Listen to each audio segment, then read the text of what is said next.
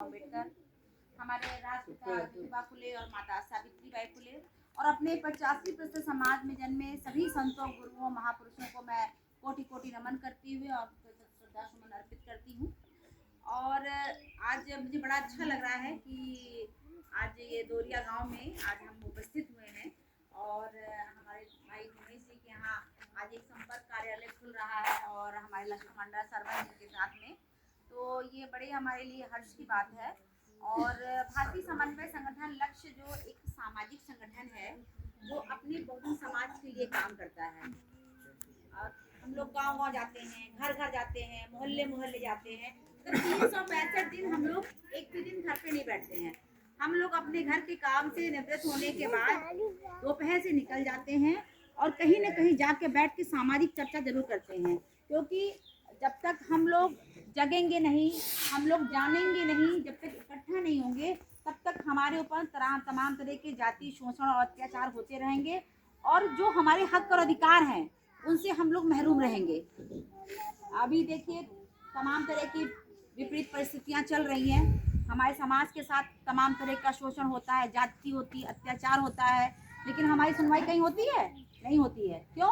क्योंकि एक तो हम लोग बहुजन समाज से आते हैं यानी शूद्र समाज से, और उसके बाद हम गरीब हैं, हमारा समाज भाई हमारे कितने % लोग आज पढ़ लिख कर आगे निकल पाए हैं, लेकिन उसके बावजूद भी इतनी भी उनसे हमारी जो सक्षम हुए हैं वो उन लोगों से बर्दाश्त नहीं होती है। तो जो भारतीय समन्वय संगठन लक्ष्य है वो गाँव-गाँव जाता है और अपने बहुजन समाज को जो हमारे संवैधानिक हक और अधिकार हैं उनके विषय में जागरूक करता है, उनको शिक्षित करता है।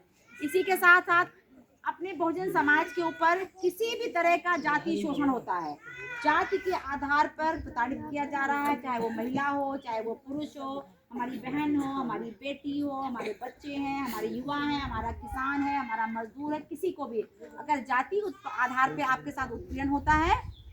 आज यहाँ पे संपर्क कार्यालय हम खोल के जा रहे हैं, उसमें हमारे 2 कमांडरों के नंबर लिखे हैं। किसी तरह की उत्पीड़न होती है आप उस नंबर पे आप यहाँ पे आप संपर्क करिए और उसके बाद अभी हम आपको कैलेंडर भी वितरित करके जाएंगे। उन कैलेंडरों में हमारे कमांडरों के नंबर लिखे हुए हैं, जो हमारे यूथ कमांडर, हमारी महिला कमांडर है। आप जैसे ही हमसे संपर्क करेंगे, हम यहाँ पहुँच पाए या ना पहुँच पाए, आपकी FIR हम लखनऊ से बैठे बैठे यहाँ पर लिखाएंगे। ये हमारी जिम्मेदारी है, तो हमारा संगठन ये कार्य करता है। इसके साथ साथ हमारे जो बहुजन समाज के जो महापुरुष रहे हैं उनके इतिहास को हम लोग बताते हैं, क्योंकि हमारे बहुजन समाज के जो महापुरुष रहे हैं जिन्होंने तमाम तरह की पीड़ा को, तमाम तरह की अपमान को, तमाम तरह की जाति को झेलने के बाद उन्होंने हम लोगों को इस स्थिति पे पहुंचाया है, तो उनके इतिहास को हमेशा से दबाया छुपाया गया है, उनको लिखा ही नहीं गया और ना हम लोगों को पढ़ने नहीं दिया गया। जब हमको पढ़ने लिखने नहीं दिया गया तो ना हम पढ़ पाएंगे ना लिख पाएंगे, और जो लिखने वाले थे वो वही मनुवादी लोग थे जिन्होंने हमारे ऊपर शोषण किया है जीवन भर, तो वो क्यों लिखेंगे हमारे महापुरुषों का इतिहास। तो हम ऐसे कैडर कैंप जैसे आज हम लोग इकट्ठा हुए हैं, ऐसे हों, इससे बड़े हों, हम लोग जाते हैं और अपने जो बहुजन समाज के लोग हैं उनके इतिहास को हम लोग बताते हैं कि कितने विकट परिस्थितियों से आज हम लोगों को यहाँ लेकर आए हैं। हम लोग पढ़े लिखे हैं, हमारे बच्चे पढ़ रहे हैं, हम लोग रंगीन कपड़ा पहन के बैठ रहे हैं, हमारे भाई लोग आज कुर्सियों पे विराजमान हैं। क्या हम लोगों की औकात थी कि हम लोग कुर्सी बैठ जाते? चप्पल पहन के तो चलने नहीं देते, तो कुर्सी की तो बात ही बहुत दूर हुआ करती थी। सही बात है ना? हमारी जो अम्मा लोग बुजुर्ग हैं वो जानती होंगी कि कितना शोषण होता था, कितना अत्याचार हम लोगों के ऊपर होता था। तो परिस्थितियाँ बहुत ही खराब रही हैं। आज बाबा साहब डॉक्टर अम्बेडकर के संविधान की वजह से अगर हम लोग शिक्षित हैं, अगर हम सक्षम हैं, तो हमारी जिम्मेदारी बनती है कि जो लोग हमारे समाज के लोग पीछे छूट गए हैं, जो नहीं निकल पाए हैं मुख्य धारा पे, हम उनके पास पहुँचें। अगर उनके ऊपर जुल्म जाती हो रही है, अत्याचार हो रहा है, तो हम उनकी मदद करें, ये हमारी जिम्मेदारी है। तो ये हम तभी कर पाएंगे जब हमारे जो गांव में रहने वाले हमारे भाई बहन, हमारे बच्चे हैं, वो हमसे जुड़ेंगे और हमको मजबूती देंगे, तभी तो हम आपकी आवाज़ वहाँ पे उठा पाएंगे, है? क्योंकि जब तक समाज मजबूत नहीं होगा तो कोई भी संगठन मजबूत नहीं हो सकता है, ठीक है। और हम यहाँ पे कोई राजनीतिक बात नहीं करने आए कि हमें नोट दो, हमें वोट दो, हमें इससे कोई मतलब नहीं है।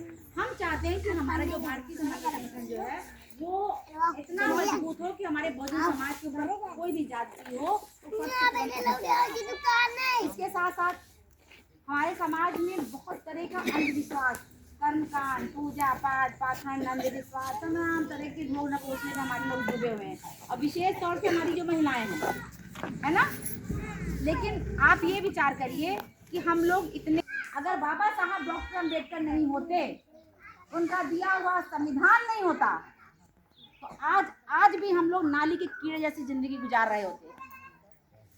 और विशेष तौर से जो औरतें होती हैं, उनकी स्थिति तो और गई गुजरी हुई थी। उनको तो इंसान ही नहीं समझा जाता था, उनको पैर की जूती समझते थे। आज पहनो, पुरानी हुई कल उतार के फेंक दो, ऐसी स्थिति। धन्य है बाबा साहब डॉक्टर अम्बेडकर, जिन्होंने अपने संविधान के माध्यम से हम लोगों को ये अधिकार दिया है कि आज हमारे समाज के भाई लोग पैंट शर्ट पहन के टाई लगा के घूम रहे हैं, हमारी बहनें नए नए रंगीन वस्त्र पहनती हैं, हमारी बहन बेटियां अच्छे अच्छे स्कूल में पढ़ रही हैं, डॉक्टर, इंजीनियर, IAS ऑफिसर्स बन रही हैं, पक्के मकानों में रहने का अवसर मिल रहा है हमको। ये क्या किससे मिला है? बाबा साहब डॉक्टर अम्बेडकर की वजह से मिला है। आप इनकी फोटो देख रहे होंगे, पता नहीं यहाँ कोई पहचानता है कि नहीं पहचानता, बताएगा कोई ये किसकी फोटो है? कोई बच्ची है, बता बेटा। वेरी गुड, तालियां बताओ बच्ची के लिए। क्या नाम है बेटा? साक्षी गौतम, प्राची गौतम, वेरी गुड, बहुत अच्छा बेटा। लेकिन मुझे एक चीज की शिकायत रहेगी कि इतनी बच्चियां, तुम इतनी जागरूक होने के बाद तुमने इन लोगों को बताया क्यों नहीं? ये बेटा, तुम लोग इतने युवा बच्चे हो, तुम लोगों की ज्यादा जिम्मेदारी बनती है कि इस